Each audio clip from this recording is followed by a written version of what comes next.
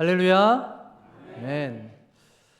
뉴스를 보거나 기사를 접할 때 우리가 종종 눈에 띄는 단어가 있습니다. 바로 최초입니다. 사상 최초, 역사상 첫 번째라는 표현들에 사람들은 시선이 가고 주목을 합니다. 역사의 최초라는 수식어가 붙는다라는 것은 참으로 영예롭고 기억될 만한 일입니다. 여러분들에게 지금 떠오르는 최초는 무엇이 있습니까? 제가 생각하는 최초는 작년에 한국인으로는 처음으로 노벨 문학상을 받은 사람이 있죠. 바로 한강 작가입니다. 그것은 대한민국의 영광이자 경사였습니다. 또 얼마 전에 뉴스를 보니 미국 주식시장에 시가총액 4조 달러를 돌파한 최초의 기업이 탄생했는데 바로 엔비디아입니다. 그런데 한 국가와 사회에서 최초가 아니라 한 공동체와 가정 그리고 개인에도 최초라는 수식어가 붙을 수 있습니다. 작년에 우리 교회가 역사적인 창립 50주년을 맞이했습니다. 우리 교회 창립 멤버로 지금까지 자리를 지키시는 분들이 계시죠. 그 자체가 개인이나 교회뿐만 아니라 하나님 보시기에 얼마나 영광스럽고 복된 일인지 모릅니다. 최초의 걸음을 걷고 그 역사를 써내려가는 삶이란 결코 쉬운 일이 아니기 때문입니다. 그래서 최초는 그저 순서가 아니라 역사의 방향을 바꾸는 새로운 전환점이 되기도 합니다. 성경에도 최초는 항상 하나님의 섭리와 연결이 됩니다. 오늘 우리가 함께 살펴볼 이 사도행전 10장에는 고넬료라는 인물이 등장합니다.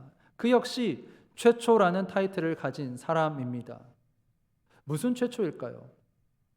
고넬료는 유대인이 아닌 이방인으로 기독교가 유대교를 넘어 이방인에게도 확장되게 되는 결정적인 역할을 한 최초의 이방인입니다. 고넬료는 최초로 복음을 받아들인 이방인은 아닙니다. 고넬료 전에도 복음을 받아들인 이방인들이 있었어요. 사도행전 8장에 보면 빌립이 광야를 가다가 에디오피아 내시를 만나는데 그에게 복음을 전하고 세례를 주죠. 또 그에 앞서서 요한복음 4장에 가면 예수님이 사마리아라는 지역에 가셔서 한 우물가에서 여인을 만나시고 그녀에게 복음을 전하십니다. 그러나 그것은 하나의 개인을 향한 단편적인 사건이었습니다. 하지만 이 로마 사람인 고넬료의 회심은 드디어 복음이 유대인과 이방인을 구분하는 벽을 허물어뜨리는 상징적인 사건입니다. 여러분, 이 복음은 고여 있으면 안 됩니다. 복음은 흘러가야 합니다. 왜냐하면 복음은 생명력이 있는 그 움직이는 유기체와 같기 때문입니다. 사도행전 2장에 성령이 임하고 제자들이 각 나라의 언어와 방언으로 말하게 될 때 예수님이 제자들에게 뭐라고 말씀하셨어요? 너희들은 예루살렘과 유대 지방에 머물러 있지 말고 사마리아와 땅끝까지 가서 내 증인이 되라고 말씀하셨습니다. 제자들은 각 나라의 언어와 방언을 말하게 될 때 예수님의 명령에 순종해서 땅끝까지 가야 했어요. 그런데 그들은 시간이 지나도 움직이지 않았습니다. 여전히 예루살렘과 유대 땅에 머물러 있었어요. 그러자 하나님은 박해라는 수단을 통해서 그들을 흩으시고 강제적으로라도 복음이 전파되도록 하셨습니다. 그리고 그 상황에서 등장한 인물이 오늘 우리가 살펴볼 고넬료입니다.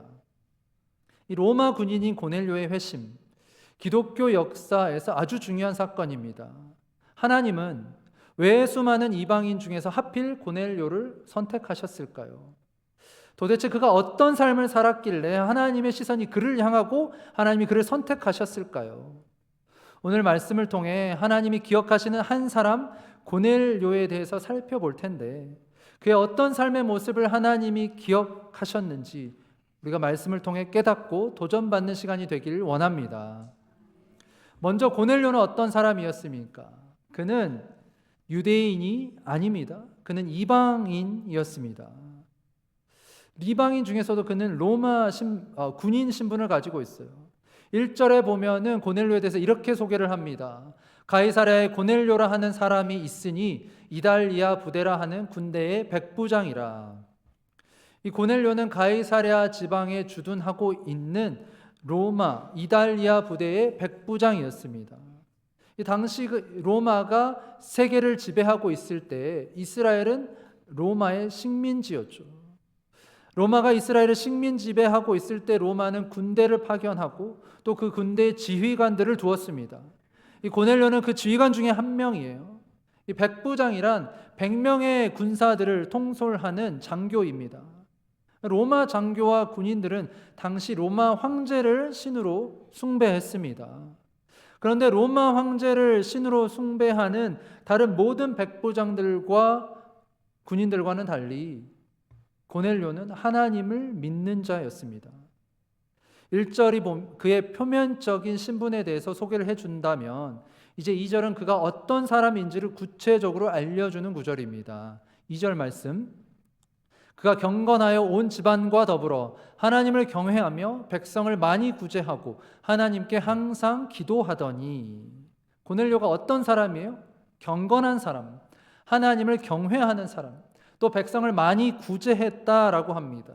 또 하나님께 항상 기도하는 사람이었다라고 말씀합니다.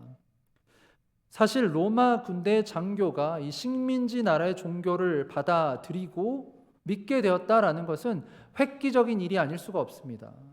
그런데 그가 하나님을 믿게 되었고요. 또 게다가 혼자 믿는 것이 아니었습니다. 온 집안 식구들은 물론 이거니와야 자신의 수중에 있는 하인들도 하나님을 믿도록 인도한 것이죠. 여러분, 고넬료는 부모로부터 신앙을 물려받은 사람이 아닙니다. 믿는 가정에서도 자란 게 아니에요. 고넬료에게 하나님은 이방신입니다. 고넬료에게 유대교는 이방 종교입니다. 그런 그가 하나님을 믿게 되었고 가족들까지 다 하나님을 믿게 된 것은 정말 놀라운 일입니다. 2절에 다시 보면요, 그가 경건하여 온 집안과 더불어 하나님을 경외했다라고 말씀합니다. 여기서 경외라는 뜻은 공경하고 존경하다라는 의미입니다. 이 고넬료는 하나님을 공경하고 존경했다라는 거예요. 고넬료는 이방인이죠. 로마 장교입니다. 그래서 그가 유대교로 완전히 개종하지는 않았을 거예요. 하지만 유대인들에게도 인정을 받을 만큼 고넬료는 하나님을 경외했습니다. 사도행전 10장 22절에 보면 고넬료의 지시를 받고 이제 부하들이 베드로를 만나러 가는데 베드로를 만나고 고넬료에 대해서 이렇게 소개를 합니다. 백부장 고넬료는 의인이요 하나님을 경외하는 사람이라 유대 온 족속이 칭찬하더니, 유대인들조차도 고넬료를 인정하고 칭찬했다라는 것입니다. 하나님을 경외하다 에서 이 경외라는 단어, 이 경외라는 단어가 우리에게 사실 좀 무겁고 피부로 잘 와닿지 않을 때가 많습니다. 그런데 우리가 하나님과의 관계에서 가장 놓치고 있는 부분이 어쩌면 경외인지도 모릅니다. 이 경외는 두려움이나 공포가 아닙니다. 경외는 하나님께 나의 삶의 모든 주권을 전적으로 드리는 복종과 같습니다. 그래서 로마 장교로 복무하는 이 고넬료는 잘 알고 있었을 거예요. 이 경외라는 단어의 의미를 누구보다 잘 알고 있었을 것입니다. 비록 그의 신분은 로마 군대에 종속되어 있었지만 고넬료는 하나님을 믿게 되면서 자신의 정체성과 자아 그리고 삶의 모든 영역을 하나님께 철저히 내어드렸던 것이죠. 그래서 자신뿐만 아니라 온 집안과 더불어 하나님을 경외한 것입니다. 여러분, 우리가 하나님을 경외한다라는 것은 하나님을 나의 삶의 주인으로 모신다라는 뜻입니다. 많은 그리스도인들이 주일날 교회에 나와서 예배를 드립니다. 찬송도 부르고 기도도 하고 또 말씀도 듣습니다. 그러나 자신의 삶의 주권을 온전히 하나님께 내어드리지는 않습니다. 하나님이 우리에게 요구하시는 것은 온전한 드림입니다. 형식적이거나 반쪽짜리 드림이 아니라 100% 순종하는 온전한 드림입니다. 그리고 그 온전한 드림은 하나님을 진정으로 경외하는 자만이 할 수 있어요. 그렇다면 우리가 하나님을 경외하는 마음이 삶에서 어떻게 구체적으로 드러날까요? 고넬료를 보면 그의 삶에서 하나님을 경외하는 모습이 두 가지로 나타났습니다. 그 두 가지가 무엇입니까? 첫 번째는 구제, 두 번째는 기도입니다. 다시 2절에 보면 고넬료는 백성을 많이 구제하고 하나님께 항상 기도했다라고 말씀합니다. 여기서 구제라는 뜻은 돕다, 불쌍히 여기다라는 뜻입니다. 그런데 고넬료는 그냥 구제하는 것이 아니라 많이 구제했대요. 이 많이라는 뜻은 자주, 크게입니다. 따라서 고넬료는 가난한 사람들을 크게, 자주 도와주었다라는 것입니다. 이 고넬료의 구제는 사람도 감동을 받았지만 하나님도 인정을 하셨던 것 같아요. 4절에 보면 그에게 천사가 나타나서 이렇게 말합니다. 천사가 이르되 내 기도와 구제가 하나님 앞에 상달되어 기억하신 바가 되었으니, 고넬료의 구제가 하나님 앞에 상달되고 기억되었다라는 거예요. 여러분, 사실 고넬료가 구제한 사람들은 자신과 혈통과 신분이 같은 로마 사람이 아닙니다. 고넬료가 구제한 사람들은 유대인들이에요. 고넬료는 로마 장교로서 식민지로 다스리고 있는 유대 백성들을 도운 것입니다. 마치 비유를 들자면 일제강점기 시대에 일본 사람들이 한국에 와서 한국 사람들을 도와준 것과 같습니다. 그런데 당시 일본이 일제강점기 시대에 한국에 와서 했던 일이 뭐예요? 착취하고 수탈하고 빼앗았습니다. 많은 일본인들이 당시 한국에 건너왔습니다. 그 이유는 한국이 부와 권력을 거머쥘 수 있는 기회의 땅이었기 때문입니다. 실제로 일본의 하층민들도 한국으로 와서 한국인들의 노동을 착취하며 부를 쌓았어요. 뿐만 아니라 일본은 언어 말살, 문화 말살 정책을 펼치면서 한국인들의 정체성과 혼을 없애려고까지 했죠. 로마 시대에도 더 했으면 더 했지 덜 하진 않았을 것입니다. 고넬료는 귀족이에요. 또 로마 군인이자 장교입니다. 그는 얼마든지 우월감을 가질 수 있는 사람이에요. 당연히 유대인들을 무시하고 깔볼 수 있습니다. 그런데 놀랍게도 고넬료는 유대 백성들을 불쌍히 여겼습니다. 그들의 것을 빼앗고 착취하는 것이 아니라 섬기는 마음으로 자신의 것을 나눠 주었습니다. 가난하고 헐벗은 유대인들을 도와주었습니다. 그것도 아주 넉넉하게, 관대하게, 많이 도와주었어요. 그래서 온 유대 족속이 고넬료를 칭찬하고 인정했던 것이죠. 성경에 보면 하나님은 구제의 하나님이라는 것을 알 수 있습니다. 이스라엘 백성들이 출애굽을 하고 광야를 지나는 동안 하나님은 이스라엘 백성들에게 율법을 주십니다. 하나님이 율법을 주시는 이유는 이스라엘 백성들에게 이제 너희들이 구원받은 백성으로 이 땅 가운데 거룩하게 살아가야 하기 때문이다 라고 율법을 주시는데, 그 율법 가운데 구제가 있어요. 레위기 19장 9절에서 10절 말씀에 보면 너희가 너희 땅에서 곡식을 거둘 때에 너는 밭 모퉁이까지 다 거두지 말고 내 떨어진 이삭도 줍지 말며 내 포도원의 열매를 다 따지 말며 내 포도원에 떨어진 열매도 줍지 말고 가난한 사람과 거류민을 위하여 버려두라. 나는 너희의 하나님 여호와이니라. 아멘. 또 신명기 24장 20절과 21절에 이렇게 말씀합니다. 우리 같이 읽겠습니다. 내가 내 감람나무를 떤 후에 그 가지를 다시 살피지 말고 그 남은 것은 객과 고아와 과부를 위하여 남겨두며 내가 내 포도원의 포도를 딴 후에 그 남은 것을 다시 따지 말고 객과 고아와 과부를 위하여 남겨두라. 아멘. 신약에도 보면 예수님이 구제에 대해서 언급을 하세요. 마태복음 6장 3절에 보면 너는 구제할 때 오른손이 하는 것을 왼손이 모르게 해라 라고 주님 말씀하셨습니다. 따라서 여러분, 구제는 해도 되고 안 해도 되는 것이 아니라 예수 그리스도를 믿는 사람이라면 반드시 해야 할 하나님의 명령입니다. 구제는 하나님을 경외하는 자들에게 나타나는 신앙의 증거입니다. 그래서 초대교회 성도들도 구제에 힘을 썼어요. 그들은 서로 나누고 베풀었습니다. 자신의 가진 물건을 통용하고, 그래서 어느 사람 하나 부족한 것이 없었다라고 말씀합니다. 특별히 구제 사역을 위해서 초대교회는 7 집사를 세우면서까지 구제를 했어요. 우리가 구제를 할 때 구제란 단지 남을 돕는 것, 적선하는 것이다라고 생각하기 쉽지만 구제에 있어서 놀라운 영적 비밀이 있습니다. 여러분, 이 그리스도인이 하는 구제는요, 결국 하나님께 상달이 된다라는 거예요. 구제는 그저 불쌍한 사람을 돕고 끝나는 것이 아니라 하나님께서 기억해 주십니다. 그래서 구제는 마치 하나님께 드리는 제물과 같아요. 왜 그렇습니까? 오늘 본문 4절 말씀에 다시 보면 내 기도와 구제가 하나님 앞에 상달되어 기억하신 바가 되었다라고 말씀합니다. 고넬료가 불쌍한 자들을 보고 손을 내밀어 도와주었습니다. 그런데 그것을 하나님께서 기억해 주시고 인정해 주셨습니다.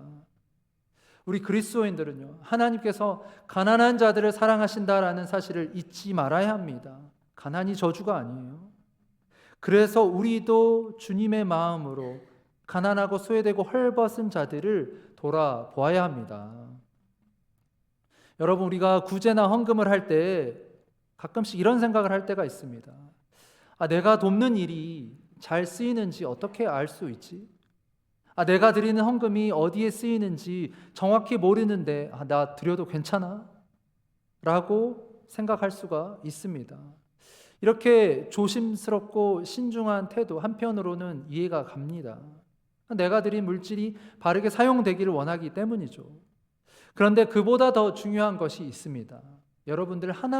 여러분들이 드리는 구제와 헌금은요, 사람에게 하는 것이 아니라 궁극적으로 하나님께 드리는 것입니다. 우리가 드리는 우리의 마음과 태도를 다해서 구제하고 헌금하면요, 하나님께서 기억하시고 하나님께 상달이 됩니다. 이 고넬료의 구제를 하나님께서 받으셨죠. 그리고 그 다음에 무슨 일이 일어났습니까? 고넬료가 환상 가운데 천사를 만나게 되고요, 베드로를 초청해서 자신을 포함한 온 가족이 예수 그리스도를 믿고 세례를 받게 되는 놀라운 일이 일어나게 됩니다. 저는 여러분들이 믿음으로 드리시기를 바랍니다. 그래서 하나님께서 여러분들의 드림을 기쁘게 받으시고 기억해 주셔서 내가 생각하지 못하는 것 이상으로 더 놀랍게 채워주시는 경험을 하시기를 주님의 이름으로 축복합니다. 여러분, 고넬료가 하나님을 경외하는 그 모습이 2가지로 나타났다라고 말씀을 드렸죠. 첫 번째는 구제, 그리고 2번째는 기도입니다. 고넬료는 기도하는 사람이었습니다. 그는 경건한 기도의 사람이었어요. 2절 말씀에 보면 그는 항상 기도했다라고 말씀합니다. 여기서 항상을 영어로 보면, 영어 성경으로 번역으로 보면 regularly라고 되어 있어요. 이것은 규칙적으로, 꾸준히, 지속적인이란 뜻이죠. 따라서 그는 규칙적으로 기도했을 거예요. 아마 유대인들의 관습을 따라서 하루에 3번씩 기도했을 것입니다. 유대인들은 하루에 3번, 아침 9시, 낮 12시, 오후 3시 이렇게 율법을 따라서 기도를 합니다. 고넬료가 오늘 3절에 보면 제9시쯤 그때 기도를 하는데 우리 시간으로 보면 오후 3시죠. 오후 3시에 고넬료가 기도를 합니다. 여러분, 고넬료는 유대인이 아니라 이방인입니다. 율법을 따라서 그가 그렇게 기도하지 않아도 돼요. 사실 이 오후 3시면 굉장히 애매한 시간입니다. 마치 무언가를 하고 있을 것만 같은 바쁜 시간이죠. 더군다나 고넬료는 로마 장교, 백부장입니다. 100명의 군인들을 통솔하고 있는 자입니다. 아마 그에게 주어진 그 역할과 임무가 있을 텐데 그는 기도를 게을리하지 않았습니다. 여러분, 사람이 얼마나 기도하면 하나님께 그 기도가 상달이 될까요? 고넬료가 얼마나 기도했길래 하나님의 사자가 찾아와서 너의 기도를 하나님께서 들으셨다라고 말을 했을까요? 본문에 정확한 기간을 알려주고 있지 않습니다. 그러나 분명한 것은 고넬료가 단지 몇 차례 짧게 기도하고 만 것은 아닐 거예요. 아마 꾸준하게 계속해서 매일 기도했을 것입니다. 그리고 그의 기도는 결코 헛되지 않았습니다. 그 이유는 그의 기도를 하나님께서 들으시고 응답하셨기 때문입니다. 여러분, 얼마나 자주 시간을 정해서 기도하십니까? 기도는 영혼의 호흡이라고 하죠. 우리가 그리스도인으로서 하나님의 뜻을 알고 하나님의 뜻대로 살아가기 위해서는 기도해야 합니다. 그런데 기도하지 않는 그리스도인들이 있습니다. 생각보다 많이 있습니다. 문제가 생기면 기도해야 하죠. 그런데 이게 기도가 습관이에요. 아무리 문제가 생겨도 기도하지 않는 사람들이 있어요. 평소에 기도하지 않는 사람이 갑자기 문제가 생겼다고 기도할 수도 있지만 기도하지 않을 수 있습니다. 그리고 인간적인 머리, 생각, 방법을 동원해서 그 문제를 해결하려고 하는 거죠. 기도하지 않는 그리스도인들은요, 스스로의 힘으로 살아가려고 하는 사람들입니다. 기도하지 않는 그리스도인들은 믿음이 있는 것처럼 보이지만 사실 그 믿음이 너무나 연약합니다. 2023년 한국 기독교 목회자 협의회 한목협에서 조사를 했는데 그 조사에 따르면 한국 기독교인들의 하루 평균 기도 시간은 24분이라고 합니다. 그런데 교회를 다니고 예수를 믿고 있다라고 하는 사람들 중에서도 전혀 기도를 하지 않는다라고 응답한 사람이 20%, 무려 5명 중에 1명입니다.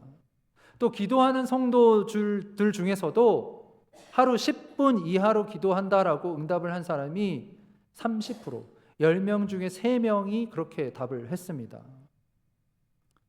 어떤 성도님들은 기도의 양이 그렇게 중요한가요? 오늘 기도 못하면 내일 하고 내일 못하면 또 다음날 기도하면 되죠 라고 생각하시는 분들도 있습니다. 그런데 그런 분들은 기도에 대해서 잘 모르시는 분들이에요. 기도의 분량 중요합니다.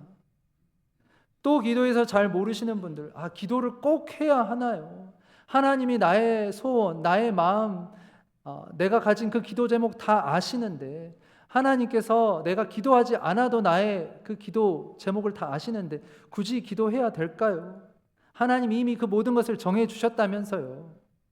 또 기도한다고 뭐가 그렇게 달라질까요?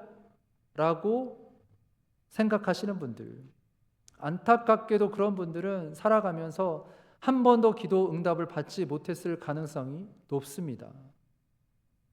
우리가 기도에 대해서 중요한 사실을 간과해서는 안 됩니다. 오스왈드 챔버스의 기도라는 책에 보면 그는 하나님의 작정하신 뜻과 하나님의 허용하신 뜻에 차이가 있다라는 사실을 기억해야 한다고 말합니다. 하나님의 작정하신 뜻과 하나님의 허용하신 뜻에 차이가 있다. 하나님의 작정하신 뜻과 하나님의 허용하신 뜻, 이 두 개의 차이가 무엇입니까? 먼저 하나님의 작정하신 뜻이란 하나님께서 반드시 이루실 계획입니다. 태초부터 하나님께서 작정하신 거예요. 천지를 창조하시고 아담과 하와를 빚으시고 또 인간이 죄에 넘어졌지만 예수 그리스도를 이 땅에 보내주셔서 십자가에서 죽고 또 다시 3일 만에 살아나시고 부활하시고 또 하늘로 올라가신 것, 이 모든 것 하나님의 작정하신 것입니다.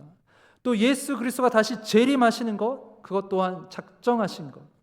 그래서 온 나라와 족속에게 복음이 전파되고 하나님의 나라가 임하게 될 것이다 라는 것, 그것은 하나님의 작정입니다. 한 개인의 행동과 선택과 상관없이 그것은 무조건 일어나게 되어 있어요. 그러나 그 작정하신 뜻을 이루어가는 과정에서 하나님이 허용하시는 뜻이 있습니다. 이것은 하나님께서 사람의 기도와 순종을 통해 이루어 가시는 영역입니다.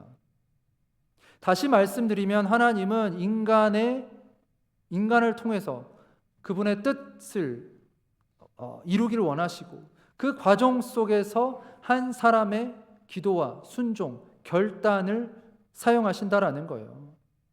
오늘 본문에 나오는 고넬료의 이야기가 그렇습니다.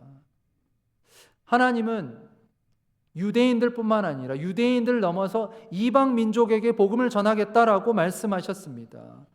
온 세상에 유대와 예루살렘뿐만 아니라 사마리아 땅 끝까지 이뤄서 주의 복음이 전파되어야 한다라고 말씀하셨어요. 그 복음의 좋은 소식이 모든 민족에게 전해지겠다라는 그 일, 하나님께서 이미 작정하신 일입니다.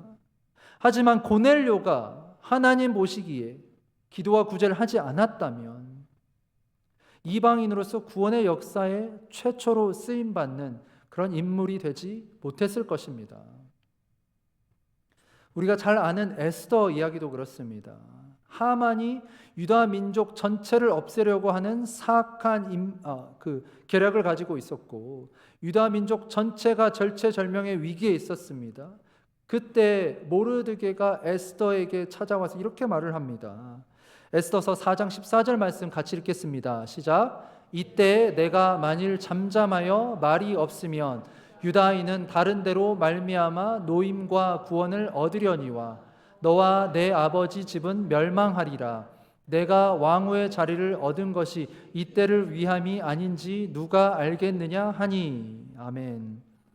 하나님이 작정하신 뜻이 무엇입니까? 유다 백성들을 구원하시는 거예요. 유다 민족을 구원하시는 거. 그런데 에스더, 너가 순종하지 않으면 너와 너의 아버지 집은 멸망할 것이다.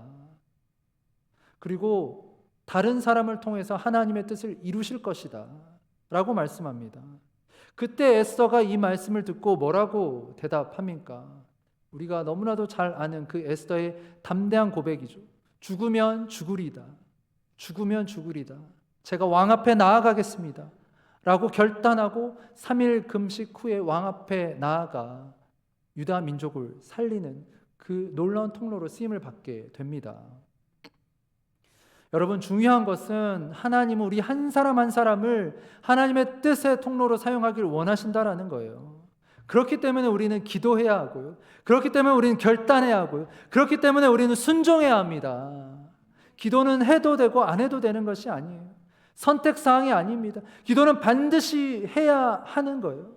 기도하지 않으면 우리는 하나님께서 일하시는 가운데 그저 구경꾼으로 머물 뿐입니다.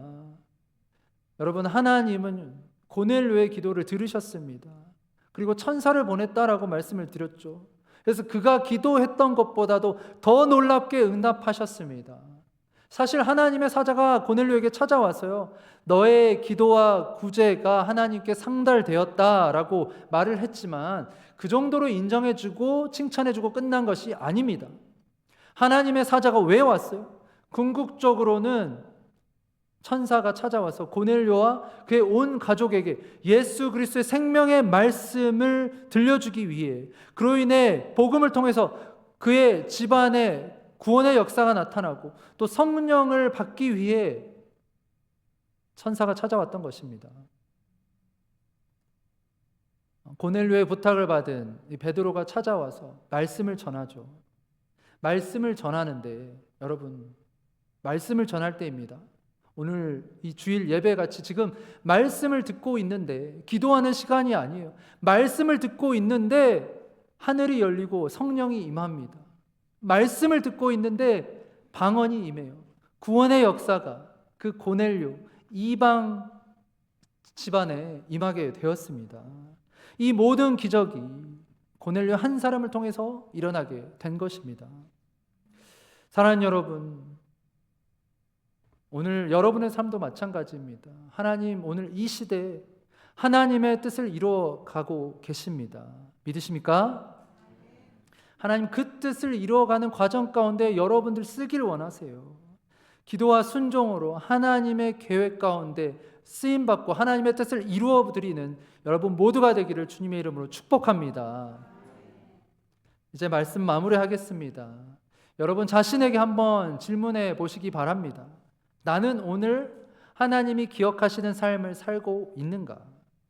나는 주변의 형제 자매들에게 하나님의 사랑을 실제적으로 흘려보내고 있는가? 나의 기도는 하나님 앞에 상달되고 있는가? 사랑하는 여러분, 하나님은 오늘도 고넬료와 같은 한 사람을 찾고 계십니다. 자기 것을 내어서 사랑으로 구제하는 한 사람, 변함없이 신실하게 매일 그 기도의 자리를 지키며 기도하는 사람, 그 한 사람이 여러분이 되기를 주님의 이름으로 축복합니다.